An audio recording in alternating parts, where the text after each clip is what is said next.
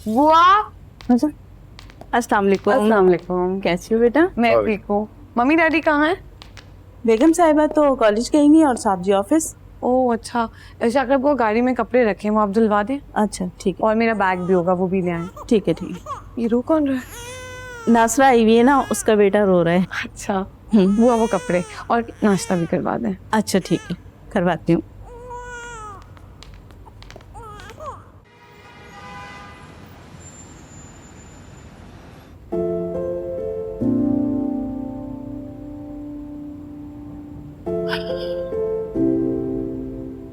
कितनी खामोशी है ना इस घर में। हाँ, मेरे घर में कितना शोर और बेसुकूनी होती है। अच्छा नहीं लग रहा ना वहाँ? अनकंफर्टेबल हो रही है? ऐसा तो नहीं कहा मैंने। कुछ कहना जरूरी नहीं होता। तुम्हारे लहजे में जो उदासी है ना, मुझे पछतावे की पहली सीढ़ी लग रही है। नाश्ता लग गया है, आ जाए। तुम मुझे इतना कम हिम्मत समझते हो। तुम्हारा साथ अहम है मेरे लिए। हाँ, थोड़ी अनकंफर्टेबल हूँ मैं वहाँ, लेकिन घर वालों से नहीं। घर के लोगों की सोच से थोड़ी अनकंफर्टेबल हो जाती हूँ, या शायद मैं भी उन्हें समझ नहीं पा रही। लो, मैं कुछ दिन यहाँ रुकना चाहती हूँ। हाँ ठीक है, तुम रुको, मैं तुम्हें लेने आ जाऊंगा। मैं खुद ही आ जाऊंगी, डोंट वरी। ठीक है। बाजी आ जाओ। हाँ हाँ, आ जाओ आ जाओ। बाजी ये आपके कपड़े। यहाँ रख दो सामने। Thank you. और बेटा कैसा है तुम्हारा? ठीक है बाजी। बड़े अरसे बाद चक्कर लगाया है। आने नहीं देते ससुराल वाले, क्या करूं। आज शामी की तबीयत ख़राब थी इसलिए आने दिया। ऐसा क्यों? तुम अपने शौहर से कहा करो कि अम्मी से मिलने जाना है। वो घर वालों के सामने कुछ भी नहीं बोल सकते। ज़रा सी भी हिमायत करे तो ज़िन मुरीद होने का ताला मिट जाता है। सौ बातें सुननी पड़ती हैं। वैसे तो ख्याल रखता है ना तुम्हारा। बैठो। क्या ख्याल रखना है बाजी मेरा, 8 लोगों की बात तो मेरी बारी आती है। जब रात को कमरे में आते हैं तो सारे ख्याल सारी बातें ख़त्म हो चुकी होती हैं। 2 कमरों में बड़े जेठ जेठानियाँ रहते हैं। छोटा कमरा जो स्टोर था वो मेरे मियाँ का कमरा बना दिया है।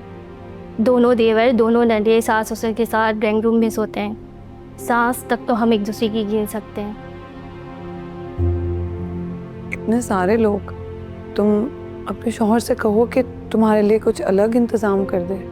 मियाँ की तो इतनी हैसियत नहीं है, इसलिए सब्र शुक्र करके ज़िंदगी गुजार रहे हैं। आप दुआ करें कि अरशद की अच्छी नौकरी हो जाए, अल्लाह हमें एक नया घर दे। बाजी औरत तो अपने ही घर की हुक्मरान होती है, चाहे एक कमरा ही क्यों ना हो। छोड़े मुझे बाजी, आप तो खुश हैं ना? खुशी होंगी आप बड़े लोगों के, हम गरीबों जैसे मसले थोड़ी ना हैं।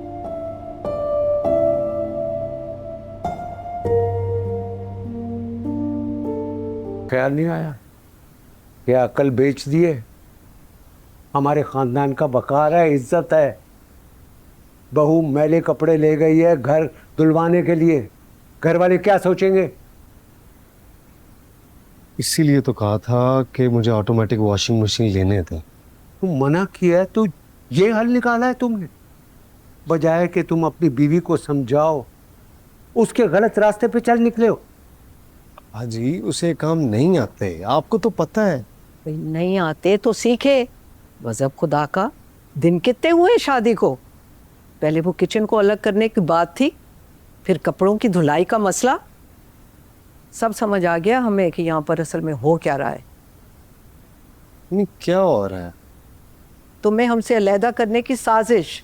कल को तुम्हें कहेगी घर अलग करो, मुझे नहीं रहना है तुम्हारे माँ बाप और भाइयों के साथ। अम्मी, ऐसा कुछ नहीं होगा। ऐसा ही होगा। तुम्हारी बीवी के जो तौर तरीके हैं ना, ऐसा ही होगा। इज्जत तो देती नहीं है मुझे। कब नहीं दी लैला ने आपको इज्जत अम्मी?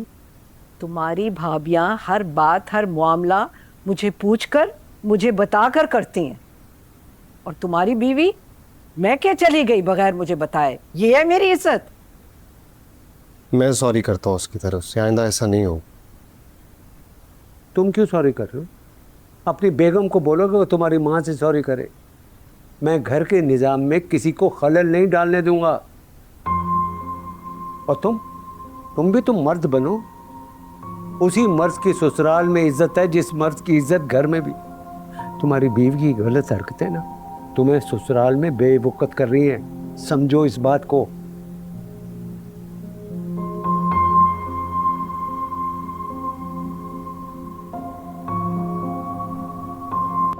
कमजोर हो गई हो?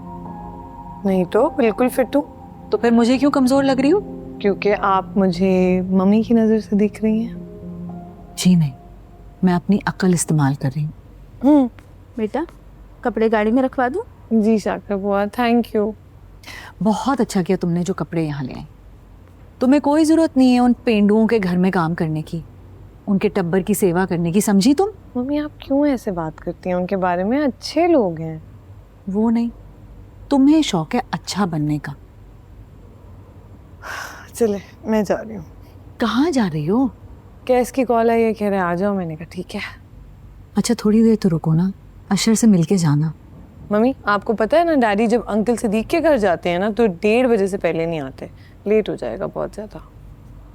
अच्छा मैं खानसामा जी से कहूँ तुम्हें खाना पैक कर दें? मम्मी खाना बनता है उस घर में। हाँ नजर आ रहा है मुझे तुम्हारी हालत देख के। शाकिरा, खानसामा जी से कहें सारा खाना पैक करके लैला की गाड़ी में रख दें। Mummy please. नहीं क्या प्लीज, लेके जाओ खाना। और सुनो जल्दी आया करो मिलने। आप तो घर पे होती नहीं है। आज भी सारा दिन नासरा और शाकरा बुआ के साथ गुजारा है। शाम में मुलाकात हुई है आपसे। खैर मैं रेडी हो जाऊँ ज़रा, जाके दोबारा आती हूँ आपके पास।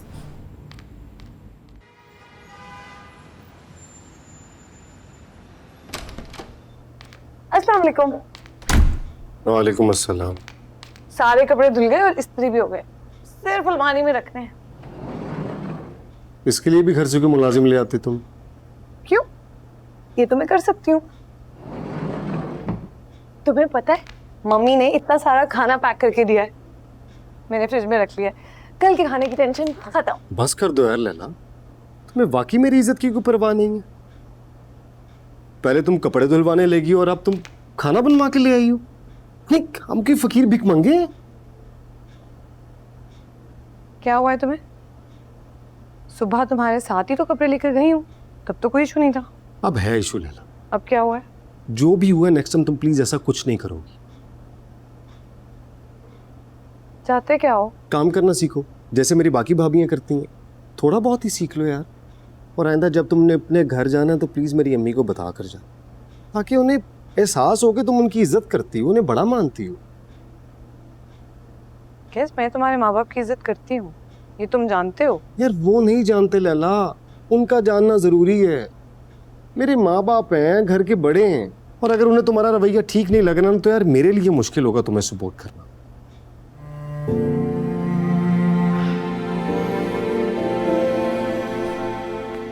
कल उनसे सॉरी कर लेना। किस बात पे? कुछ कर ना जाने पर। लाइट ऑफ कर देना प्लीज।